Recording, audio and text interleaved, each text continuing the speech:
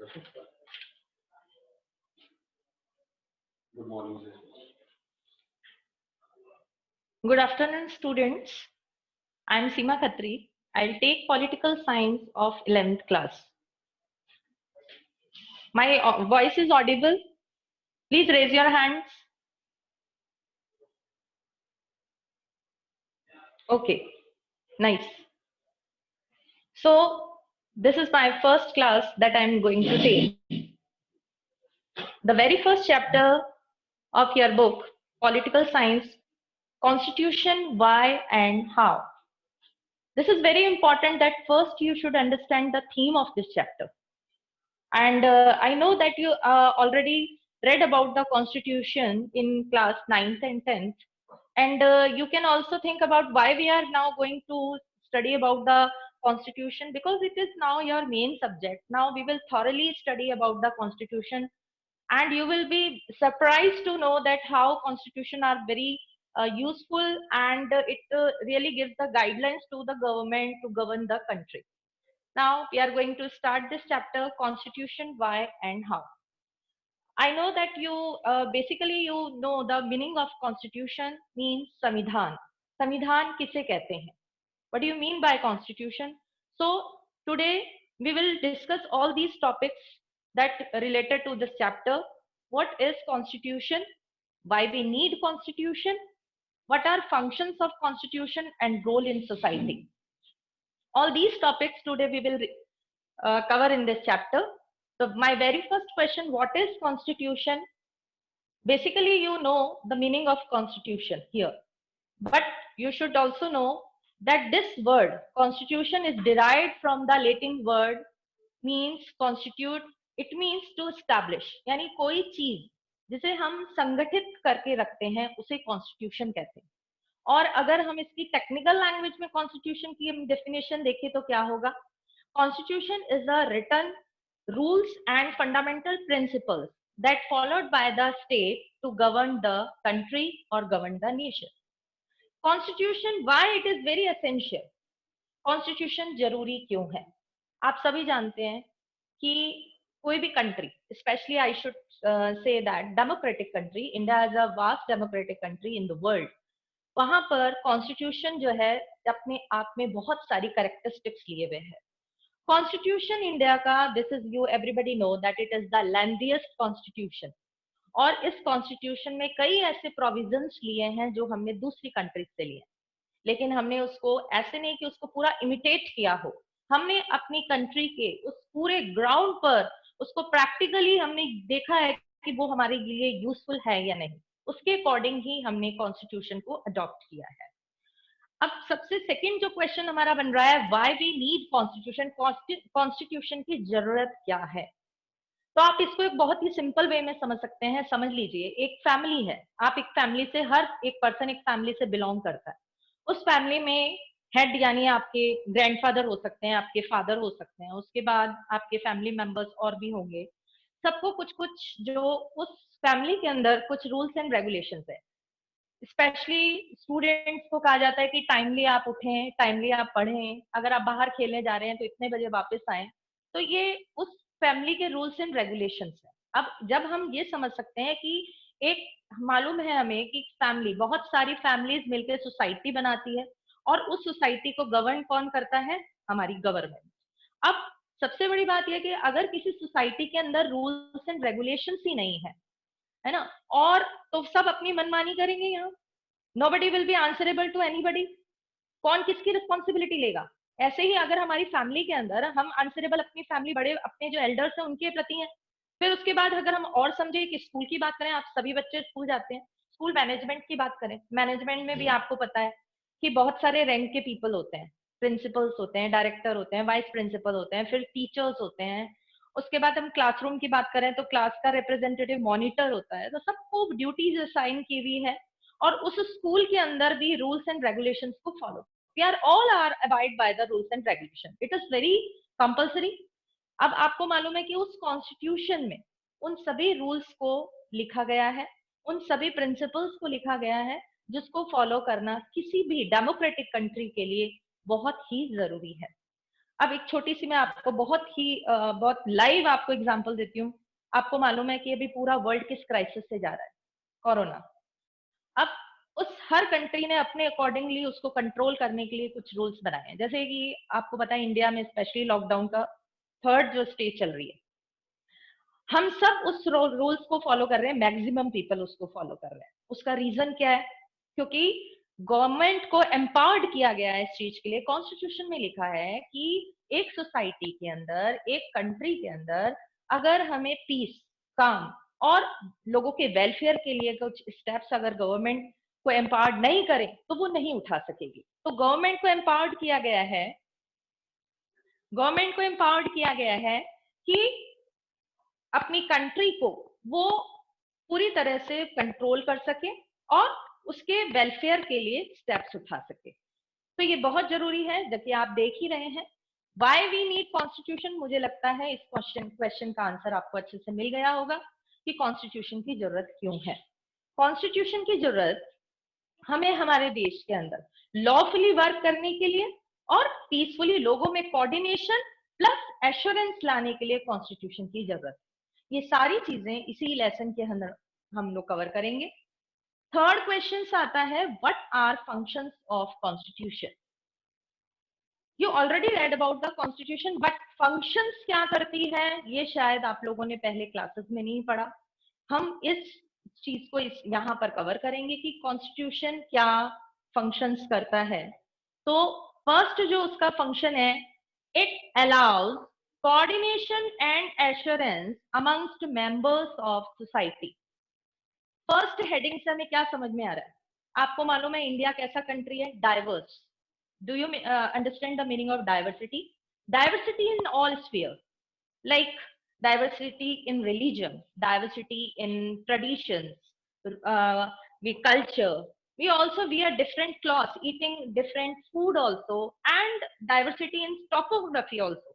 Some are there mountains, some are plains, some are here island. All these things that the people are who are living in these separate areas, they are following their own atmosphere according to that region.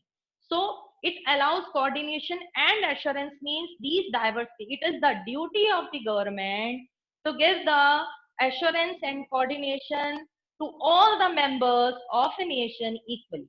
वो कैसे possible होगा? समझ लीजिए कि हम लोग देख रहे हैं कि इंडिया को अगर हम नॉर्थ में देखें तो क्या है? जम्मू एंड कश्मीर, और साउथ में देखें तो कन्याकुमारी, और ईस्ट में देखें तो आसाम, और वेस्ट में देखें तो गुजरात।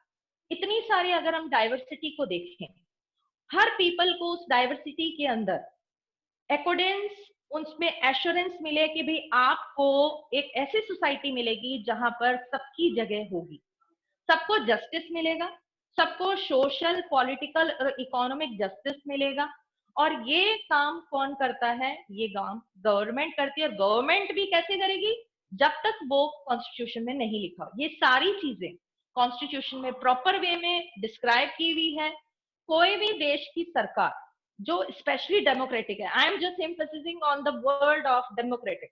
क्यों मैं डेमोक्रेटिक के ऊपर बार बार जोर दे रही हूँ? उसका रीजन ये है कि हमारे पूरे वर्ल्ड में ऐसी कई कंट्रीज हैं जहां पर कॉन्स्टिट्यूशन अनरिटन भी है। Can you name some countries? Can you name? Okay, I will tell you some countries like UK, England. These here the people they gathered there, they discussed on the constitutions, and documents are also there, but it is not as a concrete form. कोई भी ऐसी कोई चीज ऐसा नहीं है जिसे हम कह सकें कि ये जो है कॉन्स्टिट्यूशन है। लेकिन इंडिया में आप सब अच्छी तरह जानते हैं कि इंडिया का कॉन्स्टिट्यूशन कैसा है? रिटन कॉन्स्टिट्यूशन है।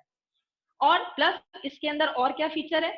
Constitution rigid as well as flexible. आपको इसका मीनिंग भी मालूम होना चाहिए। रिजिड का मतलब क्या होता है? रिजिड वैसे अगर हम हिंदी में मतलब समझे तो क्या होता है? कठोर, जो जल्दी से बदलता नहीं है। और अगर कॉन्स्टिट्यूशन के अंदर रिजिडनेस ज्यादा हो जाए तो क्या होगा? उसमें वो अपना मीनिंग ही खो देगा। क्योंकि आपको मालूम है कि कॉन्स्टिट्यूशन को एक लिविंग डॉक्यूमेंट भी कहते हैं। उसका रीजन क्या है? उसको लिविंग डॉक्यूमेंट कहने का रीजन क्या है? लिविंग डॉक्यूमेंट उसे कहते हैं जिसे जरूरत के हिसाब से उसमें कुछ चीजों में चेंज लाया जा सके। और आपको मालूम है कि इंडिया के अंदर टाइम टू टाइम बहुत सारे सोशल इश्यूज, पॉलिटिकल इश्यूज होते रहे हैं। एक छोटा सा एग्जांपल देती हूँ कि इंडिया में जो कास्ट डिस्क्रिमिनेशन था, जो लो कास्ट पीपल थे उनके साथ डिस्क्रिमिनेशन होता था बिफोर इंडिपेंडेंस और उससे भी पहले। अब इन लोगों को जब कॉन्स्टिट्यूशन बना तो ऐसे कैटेगरी को लोगों को उनको राइट्स दिए गए, उनके अंदर उनको जस्टिस लाने के लिए अंदर हमारे कॉन्स्टिट्यूशन के अंदर अमेंडमेंट हुए और 3 लिस्ट जो है एनरोल्ड हुई, एससी, एसटी और ओबीसी। इन तीनों लिस्ट के अंदर इन कैटेगरी के लोगों को स्पेशल प्रिविलेजेस दी गई।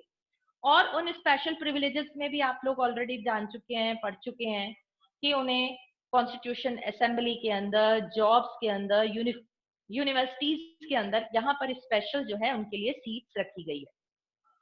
तो ये इंडिया का कॉन्स्टिट्यूशन है जिसके अंदर रिजिडनेस प्लस फ्लेक्सिबिलिटी दोनों है और इसीलिए ये लिविंग डॉक्यूमेंट है। फ्लेक्सिबल अगर ज्यादा हो गया कि भाई कोई भी डिमांड आई और उसको तुरंत हमने उसको चेंज करने की कोशिश की और जल्दी से उसको बदल दिया तो भी उसकी इतनी इंपॉर्टेंस नहीं रहेगी जब तक हर चीज को माइन्यूटली, प्रॉपर और जस्टफुली तरीके से नहीं देखा गया। हमारी गवर्नमेंट में, हमारे कॉन्स्टिट्यूशन में ये सारे प्रोविजंस रखे गए हैं।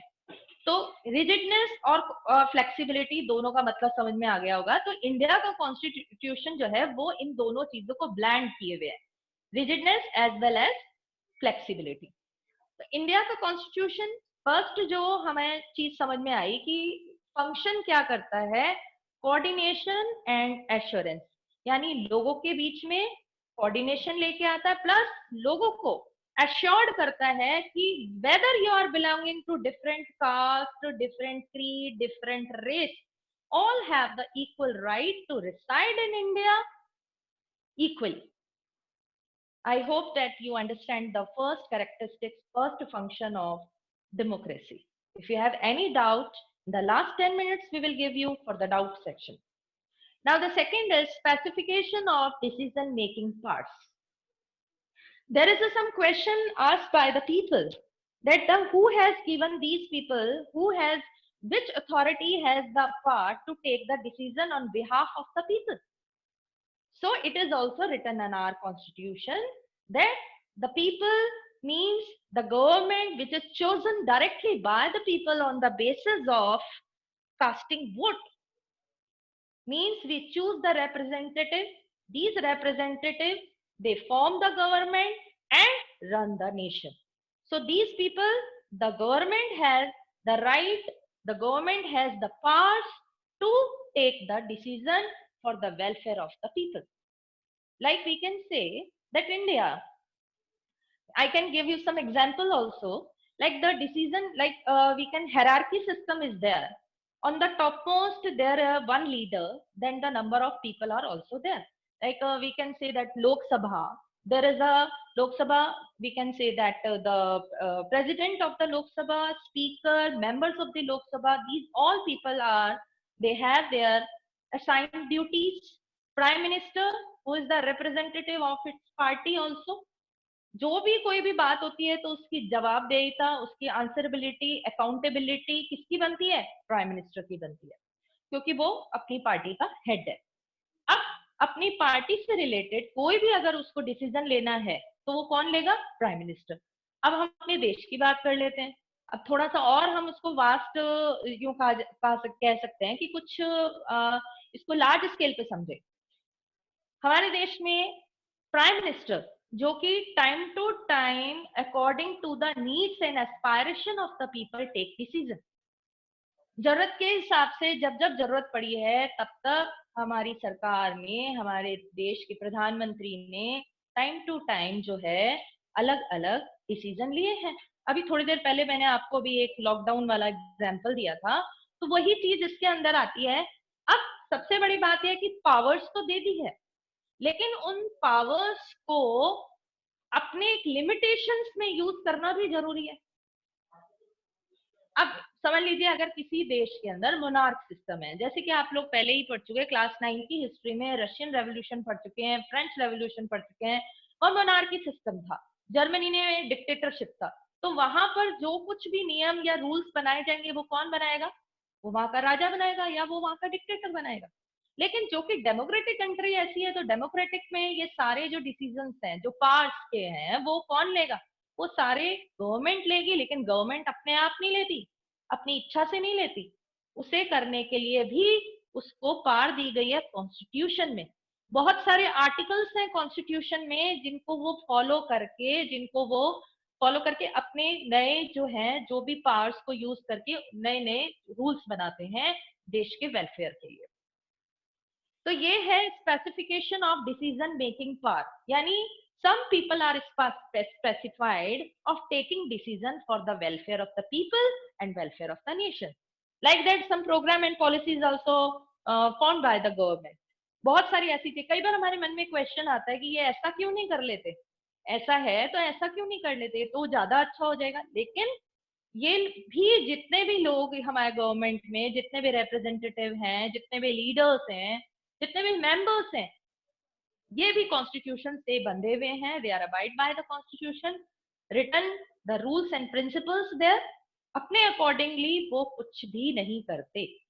इसलिए this is called the specification of decision making parts, कि कुछ लोगों को स्पेसिफाइड किया गया है, पार्ट्स दी गई है डिसीजन लेने की, और वो है हमारी गवर्नमेंट।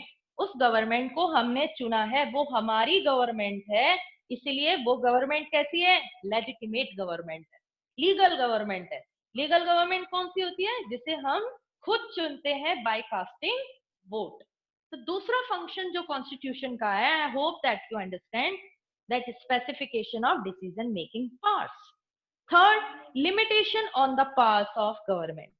अब एक छोटी सी बात है कि पावर्स तो दे दी गई, लेकिन अगर उसके ऊपर लिमिटेशंस नहीं लगाई तो फिर डेमोक्रेसी का मतलब ही नहीं निकला। डेमोक्रेसी का मतलब क्या है? By the people, for the people, of the, कि सरकार जो जनता के द्वारा, जनता के लिए किया बनाई गई है, वो है डेमोक्रेसी। अब्राहम लिंकन ने यही तो कहा था कि लोकतंत्र क्या है? लोकतंत्र वो है जिसमें पीपल जो है वो सर्वशक्ति है, पीपल के अंदर सारी पावर है। Because how? Because directly we in India there is a indirect democracy is there, where the people, and we believe on the universal adult franchise, where the people who attain the age of 18 and above, they have the right to cast their vote. उसके according हम अपनी सरकार खुद चुन रहे हैं, और सरकार खुद चुन रहे हैं तो इसका मतलब हम उसमें बिलीव करते हैं, उसमें हम विश्वास करते हैं कि वो जो कुछ भी करेगी हमारे देश के भले के लिए, हम लोगों के लिए करेगी। इसलिए हम उसे चुनते हैं और वो लेजिटिमेट गवर्नमेंट है। लेकिन एक बार समझ में तो ये बात आ गई कि वो गवर्नमेंट हमारे लिए काम करेगी, लेकिन क्या पता है ऐसा हो जाए कि पावर्स देने के बाद उन पावर्स का मिसयूज स्टार्ट हो जाए। समझ लीजिए हमारे कंट्री के अंदर की बात करते हैं कि डाइवर्सिटी है यहाँ पर, और हमारी गवर्नमेंट ऐसी आ जाए जो हमें ये कहे कि आप जो है अपने ट्रेडिशंस और कल्चर्स को फॉलो नहीं करेंगे, आप इस कलर की ड्रेस नहीं पहनेंगे, ये लैंग्वेज नहीं बोलेंगे, आप इन एरियाज के अंदर प्रोहिबिटेड है, आप यहाँ आ नहीं सकते हैं। अगर ये सारी कंडीशंस, अनफेयर प्रैक्टिसेस स्टार्ट हो जाए, तो हम कहां पर जाकर उस चीज को, अपनी बात को कहां क्लेम कर सकेंगे? इसलिए इन सभी चीजों, हमारे कॉन्स्टिट्यूशन जो लीडर्स थे जिन्होंने हमारा संविधान बनाया, वो बहुत ही प्रोमिनेंट, बहुत फेमस, बहुत ब्रिलियंट लीडर्स थे। उन्होंने ये संविधान बनाया और उसकी बारीकियों को समझकर कि क्या क्या कंडीशंस आ सकती है, उन कंडीशंस जो वर्स्ट कंडीशन या अनजस्ट कंडीशन है, उनको ओवरकम कैसे किया जा सकता है। अब सरकार के पास पावर्स है, हम सोचें कि सरकार जो है वो सब कुछ बिल्कुल है, पावर्स उसके पास है, वो सारे डिसीजन ले सकती है। लेकिन उसके बाद भी हमारे जो कॉन्स्टिट्यूशन मेकर्स थे, उन्होंने कुछ प्रोविजंस रखे हैं इन पावर्स को कंट्रोल करने के लिए, कि वो कहीं इन पावर्स का गलत तरीके से इस्तेमाल ना स्टार्ट कर दे, कहीं डेमोक्रेसी से वो वापस डिक्टेटर उसमें ना आ जाए, अनार्की ना फैल जाए, डेस्पोटिज्म ना फैल जाए, तो उसे कंट्रोल करने के लिए पावर्स के ऊपर लिमिट्स लगाई गई है। अब वो लिमिट कैसे लगाई गई है?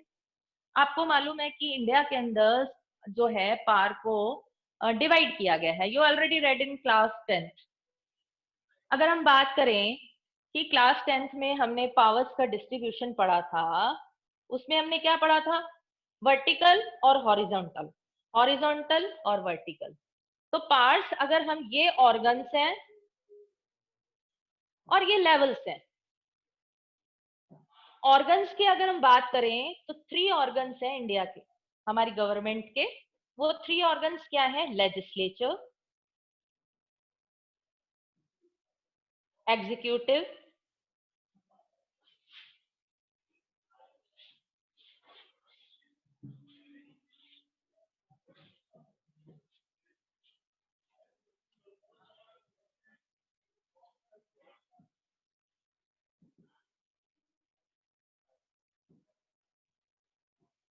एग्जीक्यूटिव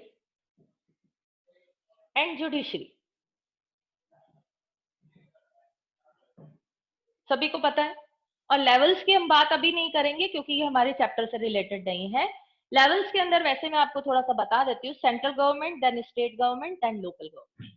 ये हॉरिजॉन्टल होता है और ये वर्टिकल होता है। अब लेजिस्लेचर क्या करती है? Who make the, who frame the laws. Executive क्या करती है? उन लॉज को इम्प्लीमेंट करती है। और जुडिशरी इन दोनों के ऊपर कंट्रोल करती है। Judiciary is independent organ from the control of legislature and executive, but legislature control executive, executive control legislature. ये दोनों इसके ऊपर, जुडिशरी इन दोनों को कंट्रोल करती है। जुडिशरी क्यों इंडिपेंडेंट रखी गई है ये अभी जरूरी नहीं है क्योंकि ये हमारे उसमें टॉपिक नहीं है। थोड़ा सा जरूर बताऊंगी कि हमारे देश की जो न्याय व्यवस्था है, जुडिशरी सिस्टम है, सभी rule of law, rule of law क्या कहता है? यानी कानून के सामने सब बराबर है।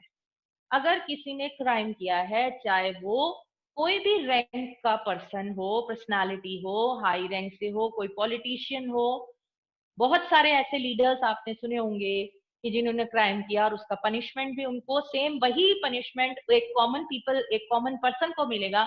इसे कहते हैं रूल ऑफ लॉ। यानी कानून के नजर में सब बराबर हैं। उस जुडिशरी को इसीलिए इंडिपेंडेंट रखा है ताकि ये किसी भी तरह का डिसीजन देते हुए बायस ना हो, किसी भी तरह का डिसीजन देते हुए अनजस्ट ना हो। तो एग्जीक्यूटिव और लेजिस्लेचर पे कंट्रोल कौन करता है? जुडिशरी। जुडिशरी कैसे कंट्रोल करती है? जुडिशरी ये देखती है कि लेजिस्लेचर और एग्जीक्यूटिव जो लॉ बनाए गए हैं या जो लॉज का इम्प्लीमेंटेशन हुआ, क्या वो पूरे कॉन्स्टिट्यूशन में लिखे हुए नॉर्म्स और जो फंडामेंटल प्रिंसिपल्स लिखे गए हैं उसके अकॉर्डिंग हुआ है या नहीं हुआ है। अगर वो नहीं होता है तो जुडिशरी उसको पूरी तरह से नल एंड वॉइड कर देती है, उसको वहां से हटा देती है। तो थर्ड जो हमारा है, limitation on the parts of government, कि गवर्नमेंट की पार्ट्स को कैसे लिमिट किया गया है, कैसे लिमिटेड किया गया है। तो हमें सब अब पता चल गया कि जो पावर्स का डिवीजन है, एक वेल क्राफ्टेड जो कॉन्स्टिट्यूशन होता है उसकी पहचान यही है कि पार्ट्स को कंसंट्रेट नहीं किया जाता है, डिसेंट्रलाइज्ड किया जाता है। पार्ट्स को different organs, different levels, different society के जो पीपल होते हैं उनके अंदर डिवाइड किया जाता है। तो इंडिया के कॉन्स्टिट्यूशन की तो ये सबसे बड़ा कैरेक्टरिस्टिक है कि यहाँ पावर्स को कंसंट्रेट ना करके फेडरल फॉर्म ऑफ गवर्नमेंट को हमने अडॉप्ट किया है। Federalism you already red in class 10। Federal means the powers are distributed between different levels and organs. तो उन ऑर्गन्स के अंदर हम ऑलरेडी देख चुके हैं, लेजिस्लेचर आता है, एग्जीक्यूटिव आता है और जुडिशरी, ताकि इन पावर्स का वो गलत इस्तेमाल नहीं करें। तो थर्ड जो मुझे लगता है कि अब तक आपको ये जो तीनों जो पॉइंट्स हमने एक्सप्लेन किए हैं अच्छी तरह समझ में आए होंगे। फिर भी आपको कोई डाउट है तो आप बाद में पूछ सकते हैं डाउट सेशन में। अब जो फोर्थ है, aspiration and goals of a society. अच्छा, मैं एक क्वेश्चन पूछती हूँ आपसे, आप बताइए कि हमें जहां पर राइट मिला है अपनी गवर्नमेंट चुनने का, उस गवर्नमेंट को चुनने के बाद कुछ हमारी एस्पायरेशंस हैं, कुछ हमारी उस सरकार से आशाएं हैं। उस सरकार से हमारी क्या आशाएं हैं? कि वो कुछ ऐसी पॉलिसीज और प्रोग्राम्स बनाए जो लोगों के भले में हो, जो उनके वेलफेयरनेस के लिए हो। तो ये एस्पायरेशंस एंड गोल्स कौन पूरे करेगा? गवर्नमेंट करेगी। लेकिन गवर्नमेंट कब पूरा करेगी? जब उसके पास पावर होगी। तो वो पावर्स उसको कहाँ मिली? उनको वो सारी पावर्स कॉन्स्टिट्यूशन से मिली। तो ये जो एक फंक्शन है, ये नेक्स्ट जो फंक्शन है, fourth function of constitution, aspiration and goals of a society. एक समाज में, जैसे कि मैं बार बार आपको इंडिया का एग्जांपल इसलिए दे रही हूँ क्योंकि हम इंडिया से रिलेटेड ही सारे कॉन्सेप्ट्स पढ़ेंगे इस चैप्टर के अंदर। एक सोसाइटी, इंडियन जो सोसाइटी की अगर हम बात करें, जिसमें इतने तरह के, सब सेकेंड लार्जेस्ट पॉपुलेटेड कंट्री है यहाँ पर, ठीक है। दूसरी बात यहाँ पर क्या है कि लोग या रिसोर्सेज जिसको कहा जाए, उनका जुडिशली यूज करना अभी लोगों को इतना नहीं पता है। यानी यूं कहा जाए हमारे संसाधन तो है लेकिन उनको पूरी तरह से यूज नहीं हो रहे। कुछ एरियाज में संसाधनों की कमी भी है। अब ऐसी कंडीशंस में हमारी गवर्नमेंट को उन चीजों के बारे में सोचना होता है और उनसे रिलेटेड ऐसे डिसीजंस लेने होते हैं जो लोगों की एस्पायरेशंस और गोल्स को पूरा कर सके। जैसे कि अभी मैंने आपको थोड़ी देर पहले एक एग्जांपल दिया था कि इंडिया के अंदर जो पहले जो इनडिस्क्रिमिनेशन पॉलिसीज थी, जैसे कि हम चाहते हैं कि इंडिया के अंदर पोवर्टी खत्म हो जाए, कास्ट डिस्क्रिमिनेशन खत्म हो जाए, और किसी भी तरह का अगर डिस्क्रिमिनेशन हो रहा है, जैसे लो कास्ट हाई कास्ट का, रिच पुअर, तो ऐसी नेशन की एस्पायरेशन सबको होती है। पूरे कंट्री के अंदर इतने सारे लोग हैं, उनकी यही है कि हमें भी जो है एक जस्टफुल सोसाइटी मिले। उस जस्टफुल सोसाइटी और उस गोल को पूरा कौन करेगा? उस गोल को पूरा हमारी गवर्नमेंट करेगी। गवर्नमेंट, जैसे कि एक साउथ अफ्रीका का हम एग्जांपल ले सकते हैं। साउथ अफ्रीका में रेशियल डिस्क्रिमिनेशन था। I hope that you know the meaning of racial discrimination. Means colour difference, काले और गोरे का जो डिफरेंस था वहां पर। And you everybody know that black people they were subjugated by the white people. और इतने सालों तक नेल्सन मंडेला जी ने जो है एक वॉर लड़ा, और उसके बाद वहां पर एक डेमोक्रेसी आई और संविधान लिखा गया। उस संविधान में क्या था? उस संविधान में यही था कि जो रेशियल डिस्क्रिमिनेशन था उसको पूरी तरह से हटाया गया। तो कहने का मतलब ये था कि जो कॉन्स्टिट्यूशन होता है उसके अंदर ये सारे प्रोविजंस रखे गए हैं जिससे कि लोगों के जो गोल्स हैं, जो एस्पायरेशन, आशाएं हैं, उनको पूरा किया जा सकते हैं। इंडिया का एक छोटा सा एग्जांपल देख लेते हैं। अगर हम इंडिया की बात करें तो यहाँ पर जो डिफरेंस चला आ रहा था लो कास्ट पीपल का, तो वो कैसे दूर हुआ? पूरे देश के अंदर इतने सारे लोग थे जो डिफरेंट डिफरेंट लैंग्वेज बोलते थे, डिफरेंट एरियाज में रहते थे, डिफरेंट रेस को बिलोंग करते थे। उनमें जो डिस्क्रिमिनेशन होता था उस समय, अब तो नहीं है सारी। अनटचेबिलिटी आपने सुना होगा, इट इज टोटली अबॉलिश्ड। अगर कोई करता है तो it is a punishable offence. तो इंडिया के अंदर ये कहाँ लिखा गया? कॉन्स्टिट्यूशन। कॉन्स्टिट्यूशन में वो सारे प्रोविजंस हैं जिसके अंदर, इसीलिए इसको मैं बार बार कह रही हूँ लिविंग डॉक्यूमेंट है। लिविंग किसे कहते हैं? जिससे हम कुछ चीजों में बदलाव ला सकें, वी आर कॉल्ड लिविंग। ऐसे हम अपने डॉक्यूमेंट को लिविंग, ये बहुत बड़ी बात है कि हम अपने डॉक्यूमेंट को भी लिविंग कह रहे हैं। उसका रीजन यह है कि जैसे जैसे जरूरत पड़ रही है तो हम उसे उसमें चेंजेस लेकर आ रहे हैं। और एससी एसटी और ओबीसी को कैटेगराइज करके उनको जो है एक जस्टफुल सोसाइटी दी गई, उनको राइट्स दिए गए। और सबसे बड़ी बात है कि इंडिया के अंदर हमें जो फंडामेंटल राइट्स दिए गए हैं, वो सारे राइट्स किसलिए दिए गए हैं? सभी लोगों को इक्वल लाने के लिए। और इक्वालिटी कब आएगी? जब लोगों के एस्पायरेशंस और गोल्स पूरे होंगे। और वो कैसे होगा? वो हमारी गवर्नमेंट करेगी।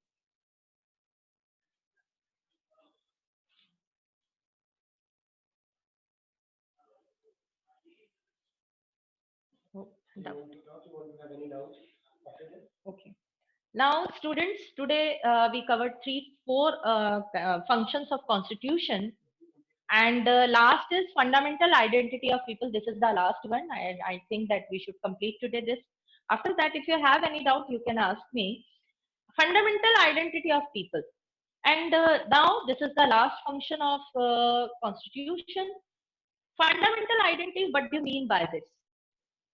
in in India, that there are a number of people who reside, and the government, the constitution, it gives the fundamental identity. How?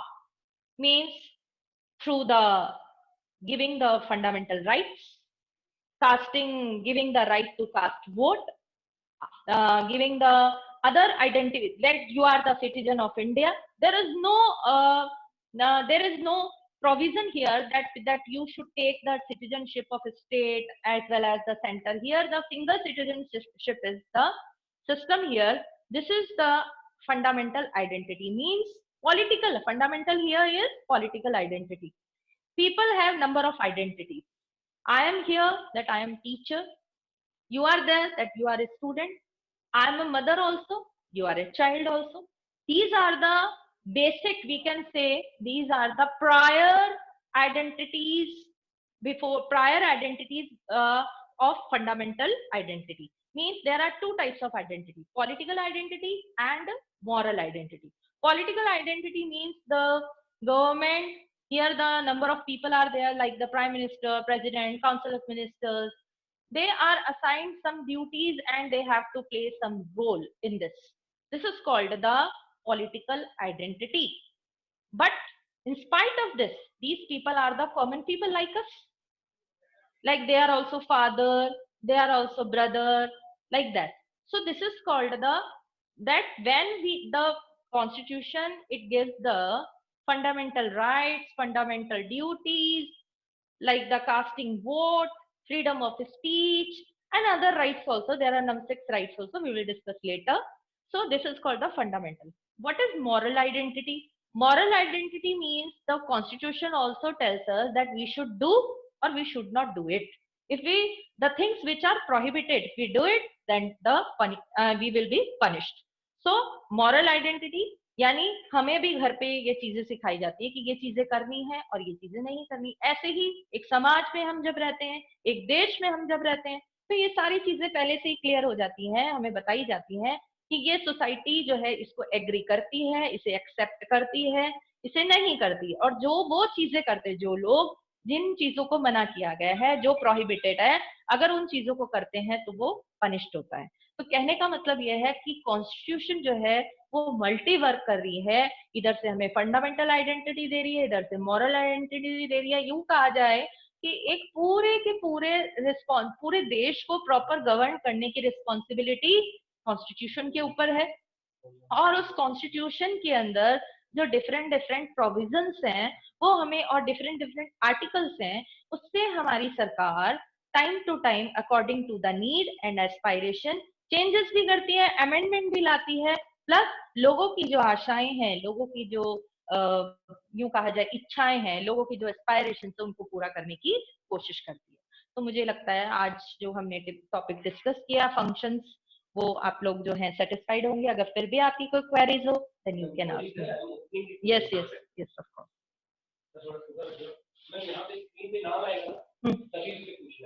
ठीक है।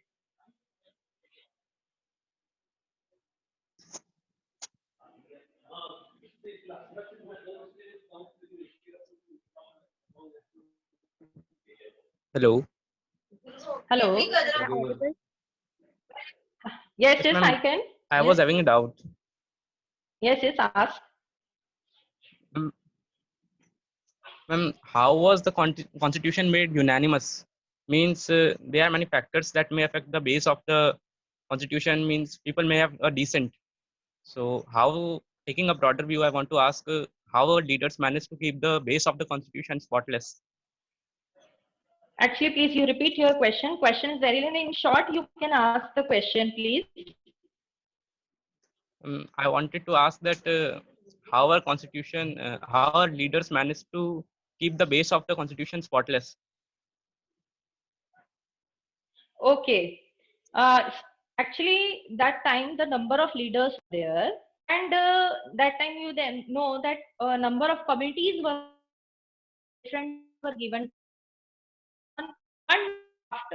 This draft sent to the common people also. They discussed. Then when it was approved, then it included in the constitution, and in this way number of drafts were there. We will discuss this later. And in this way the constitution was framed. So these leaders, they keep on discussing the facts and the negative and positive aspect of everything.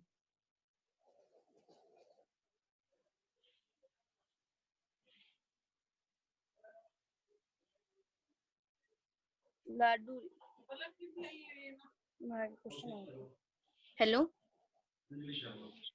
Hello. Ma'am, am I audible?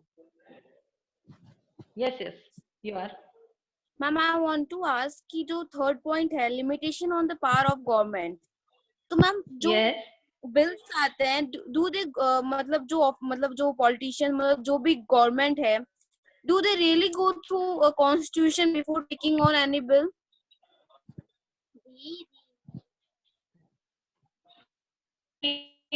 Very right out कि कोई भी bill जो कि लोकसभा या राज्यसभा में आता है, कोई भी बिल इंट्रोड्यूस्ड होता है, तो उससे पहले क्या होता है कि उसके अंदर जब वो बिल जब आता है तो उसके क्लॉज बाय क्लॉज डिस्कशन होता है और उसके अंदर उन सब चीजों को ध्यान रखा जाता है जो कॉन्स्टिट्यूशन में लिखा होता है। उन्हें पता होता है कि हम ऐसा बिल लेकर आएंगे, अगर वो कॉन्स्टिट्यूशन में जो प्रोविजंस नहीं है या जो आर्टिकल्स के थ्रू नहीं है तो उन्हें पता होता है कि अगर हम ऐसा बिल लाएंगे तो वो वैसे ही उसका काम मतलब वो जो है डिस्कार्ड हो जाएगा।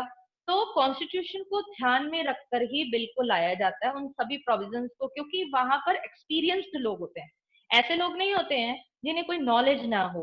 तो वो कॉन्स्टिट्यूशन के अंदर जितना भी जो भी लिखा है उसको ध्यान में रखकर ही उसको बिल का डिस्कशन होता है और बिल के डिस्कशन के बाद आपको मालूम है कि वहां वोटिंग सिस्टम होता है और अगर मेजोरिटी में वोट होता है तो वो बिल पास हो जाता है। Hello, ma'am. Hello. Am I audible? Yes, what is Good your afternoon, query? Yes yes you are. ma'am. Good afternoon. In previous classes, we have read that judges are appointed by the executive.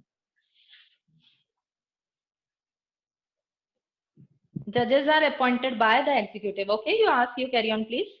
And today you have told that that judiciary is an independent system. Yes, yes, yes, My बिल्कुल। question was how they are appointed by the executive when they are independent and when they work on their own. Okay, you are talking about now. I think you don't know that there is a new system of collegium system. Do you hear collegium system? Okay, here the judges are appointed by the president on you should know that the chief justice of the Supreme Court and High Court, it is appointed by the president, and another judges are appointed on the advice of chief justice by president. Okay, but later I'll tell you that new system is launched here. This is called the collegiate system. Okay, today's class is over now. Tomorrow we will continue this class. If you have any doubt, then tomorrow we will also give you 10 minutes for the doubt session. We will discuss everything.